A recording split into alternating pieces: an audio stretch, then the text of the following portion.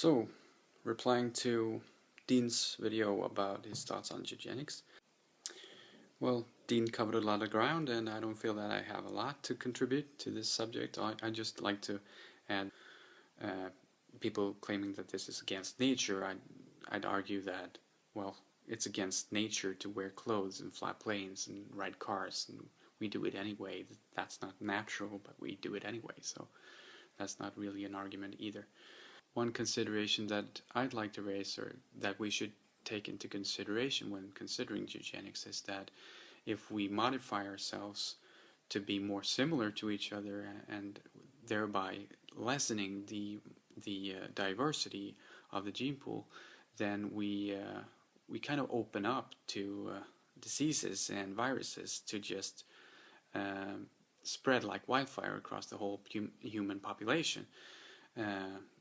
We should at least keep the same diversity as there is today, and maybe we could even design so that we have more diversity genetically in the gene pool than we have today to safeguard against this specific problem.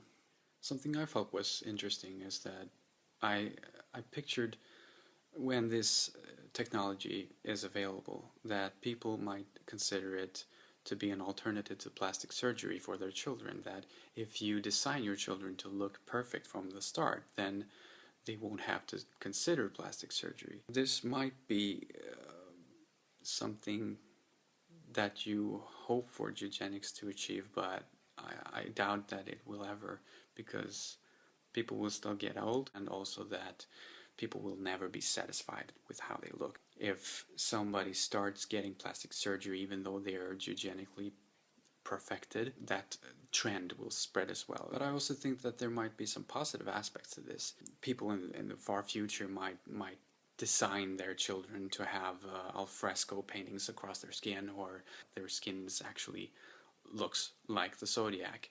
Well, racism will not be as easy as it used to be. You can't just look at someone and by the color of their skin decide if you're gonna discriminate against them or not.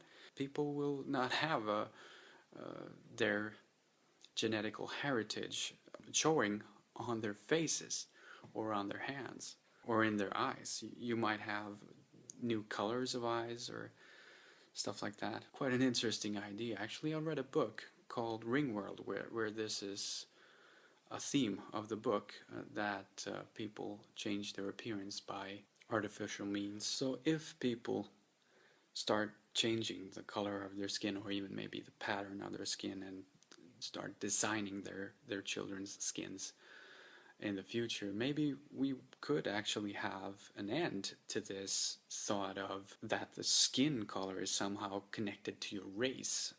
Maybe people could finally get it into their heads that no matter how black or white or red or yellow your skin is, we are the same race.